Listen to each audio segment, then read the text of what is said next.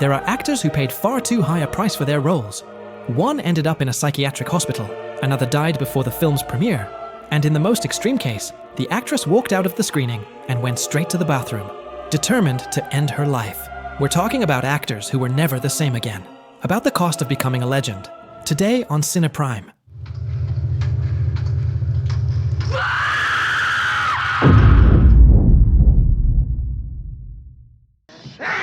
Strike Terror Lord into the beast, now laying waste your Let your mighty hand...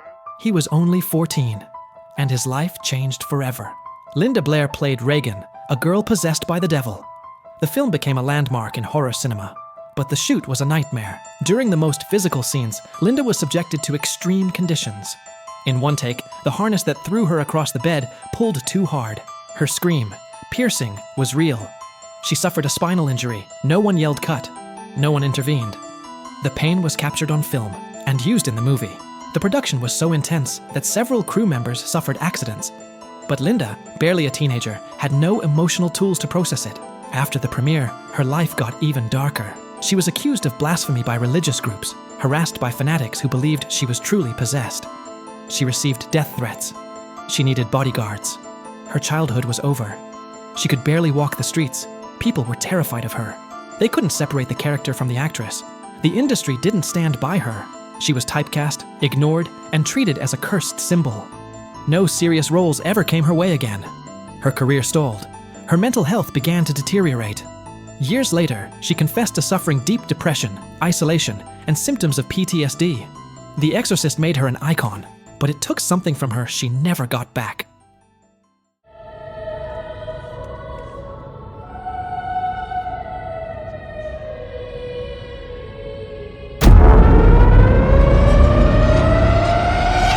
To become a monster, he had to open a door inside herself.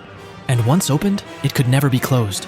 Edward Norton played Derek Vineyard, a brutal neo-Nazi who carries hatred in every word, every look, every blow. His performance was so real, it felt dangerous. But what few people know is how deeply it marked him. Norton gained 30 pounds of muscle in just a few weeks. He shaved his head, studied supremacist ideology, and for weeks, thought and spoke like a Nazi, on and off set. According to him, he wasn't acting a role. He was letting that hatred live inside him. And he didn't come out unscathed. But his torment didn't end with the shoot. When the director submitted his original cut, Norton re-edited it without permission. The studio accepted his longer, more emotional version. Director Tony Kaye saw it as a betrayal and sued for $200 million.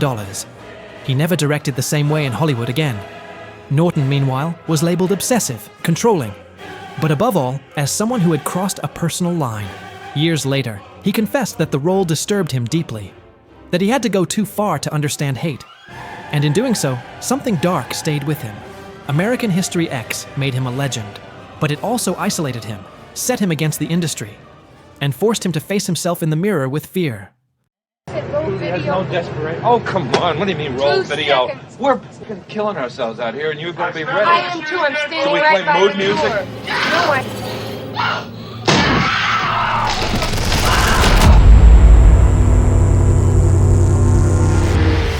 To make her character collapse, Stanley Kubrick decided to collapse her. Shelley Duvall played Wendy Torrance, the terrified wife of Jack Nicholson in The Shining. But what she experienced on that set was more terrifying than the film itself. Kubrick, obsessed with capturing a genuine performance of fear, emotionally abused her for months. He yelled at her, insulted her, isolated her from the crew, and ordered that no one give her support. The scene where Wendy backs away with a bat, screaming and crying, was shot 127 times.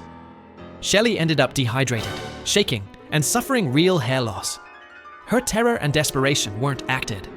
She was at her limit. Shelley suffered constant breakdowns, kept bottles of her own tears to track her emotional state. She slept poorly, ate little, and was completely alone.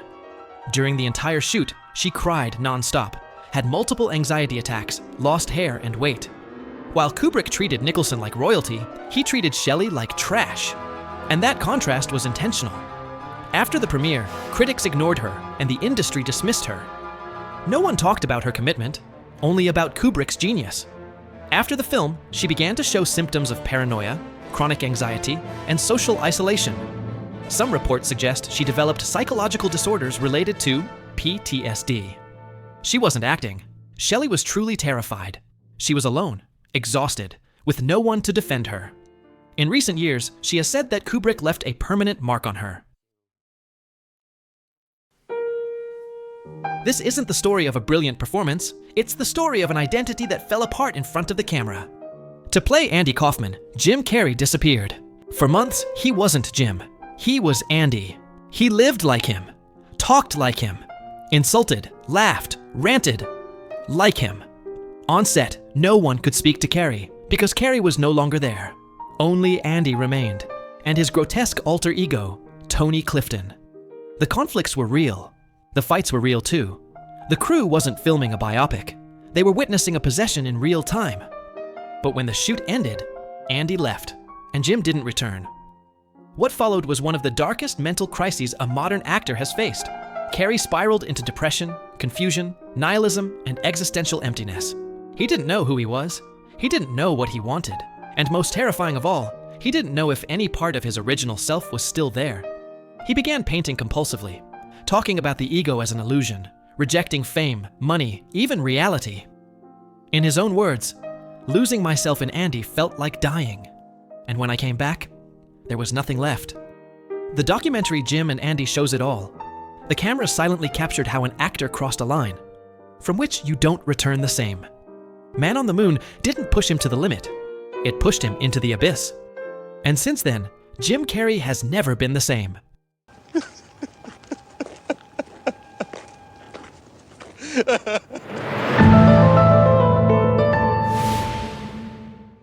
To play a man who had lost everything, Adrien Brody decided to lose everything too.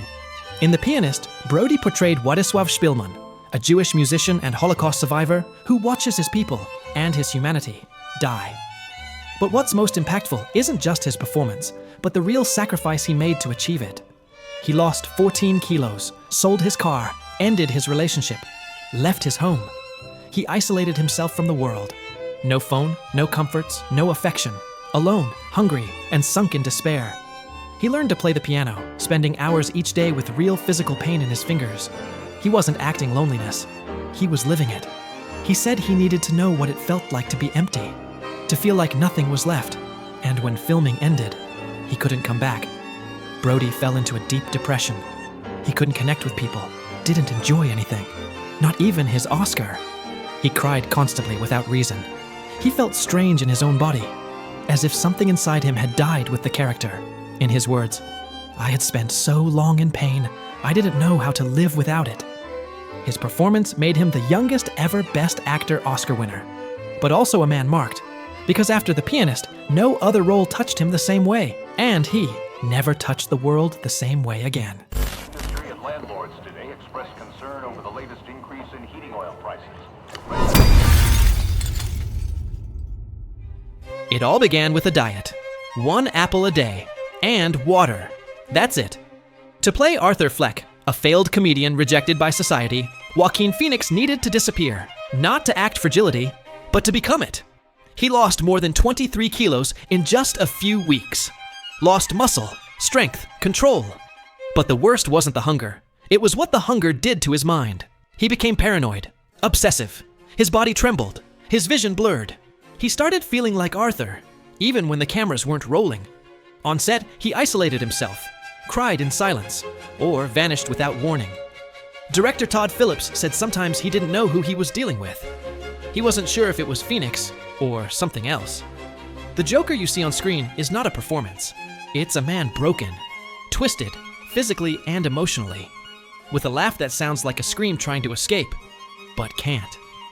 When filming wrapped, Joaquin couldn't come back. He spent weeks in silence. He said the character had opened wounds he didn't know he had. Even though he won the Oscar, he didn't celebrate. He didn't smile. In interviews, he still seemed possessed by something that hadn't fully left, because Joker didn't just ask him to perform. It asked him to break. And since then, something in Joaquin Phoenix never fully returned.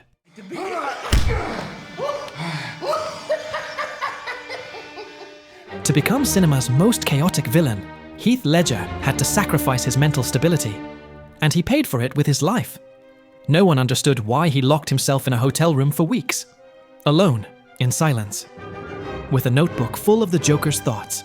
But Heath knew. He wanted to disappear and let the Joker emerge. For many, it was the greatest performance of his generation. For him, it was a descent with no return. He went so deep into the Joker's mind that he started losing contact with his own identity. He barely slept 2 hours a night. He took sleeping pills, but they didn't work. He said he couldn't stop his mind, that the Joker wouldn't shut up. In his personal diary, written as the Joker, there are pages of chaos. Newspaper clippings of accidents, nonsensical sketches, dark thoughts. On the last page, he wrote only, "Bye-bye." On set, Nolan directed him, but Heath no longer seemed to need instruction. He moved like an unpredictable animal.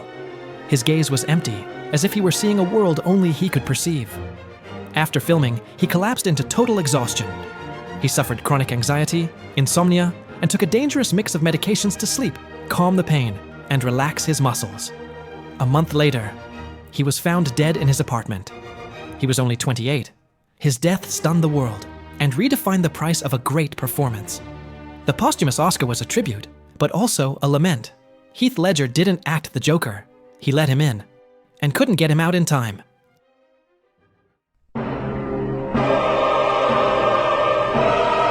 Mickey Rourke didn't play a broken man. He was one. And when the cameras rolled, he just let his pain speak. For years, Mickey was a lost promise. He had destroyed his career, his face, and his physical and mental health. He left cinema, fell into addiction, took refuge in boxing, and at his lowest point, considered ending his life. The Wrestler was his last chance, but not as an actor, as a person. Director Darren Aronofsky offered him the role of Randy the Ram Robinson, a washed-up wrestler, alone, forgotten, surviving by selling autographs for coins. It wasn't a character, it was a mirror. Rourke didn't need to act decay. He knew it by heart. Every scene was like opening a wound. He cried during filming, remembered his violent childhood, his addictions, betrayals, the fear of ending up alone. Mickey wasn't playing suffering. He was spitting it out in front of the camera. Every take broke him a little more because he wasn't recalling a role. He was reliving his own ruin. He didn't sleep, cried off camera, and there were days when he couldn't speak without breaking down. He didn't know if he was acting or confessing, if he was saving his career or saying goodbye to himself. That role resurrected him to the world, but inside, it left him bleeding again. After the shoot, Mickey confessed he was emotionally destroyed. He couldn't sleep. Dark thoughts returned, and he feared that all the sadness he had let in would never leave again. The Wrestler brought him back to the top, but it also reminded him of everything he had lost, and that price, no Oscar can pay. Louder, say it louder! I've abandoned my child! I've abandoned my child! I've abandoned my boy!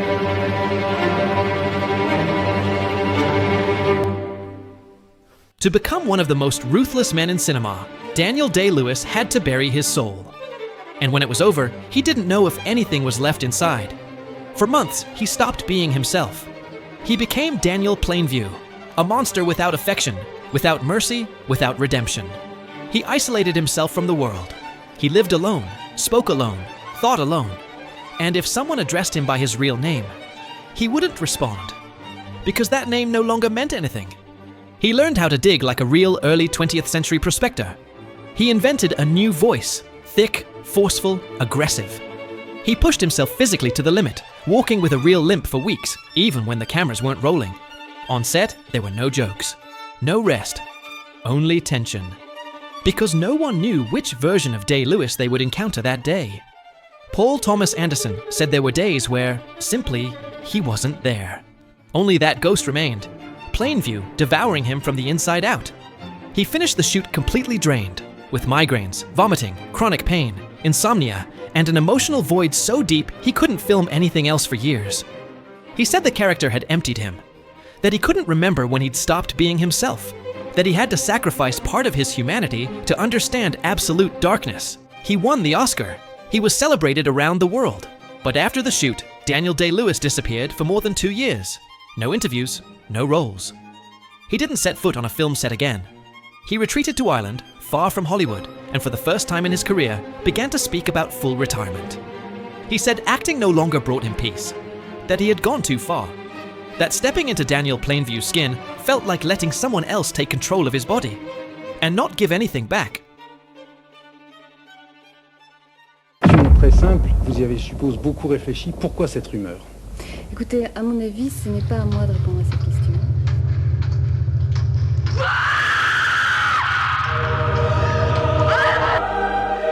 At the premiere of Possession in Cannes, as she watched the film for the first time, Isabelle Adjani stood up, trembling, and ran to the bathroom. She couldn't breathe. She didn't want to go on, and she tried to take her own life. What Isabelle Adjani went through during Possession was not a performance. It was a psychological sacrifice so extreme, she nearly didn't survive. The film forced her to cross every imaginable boundary, screaming, convulsing, destroying herself emotionally and physically on camera. But the scene that changed everything was the tunnel scene. Her character collapses and screams, crawls along the ground, bleeds, contorts as if the soul were being expelled from the body. What no one imagined is that none of it was fake. The footage captured a real breakdown. She hit herself, bled, and was left completely shattered. The shoot was brutal. Director Andrzej Żuławski demanded extreme takes. Adjani wasn't sleeping, wasn't eating well, and lived submerged in a real psychological trance. The price was devastating. After finishing the film and seeing it in Cannes, she entered a deep depression with suicidal thoughts, nervous breakdowns, and isolation. The attempt in the bathroom, fortunately, was not successful, but she had to be hospitalized for extreme emotional exhaustion. Close friends confirmed she suffered anxiety episodes, uncontrollable crying, and panic attacks for weeks. She canceled interviews, dropped projects, and stayed away from cinema for years. She distanced herself from everything around her.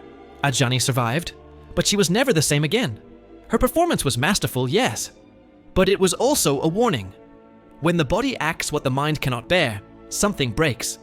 For years, she avoided speaking about possession. To this day, it remains a taboo subject for her.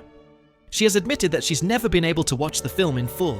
Fortunately, Isabelle Adjani was able to rebuild her life and career, overcoming her mental struggles with remarkable strength. But what's clear is that Isabelle Adjani didn't portray madness. She lived it, and nearly lost her life. Behind every great performance, there is sometimes a price we don't see, a weight that doesn't fit in a trophy, and doesn't disappear with applause. Thank you for staying with me until the end. If this video moved something inside you, let me know, and share it with those around you. These stories deserve to be told.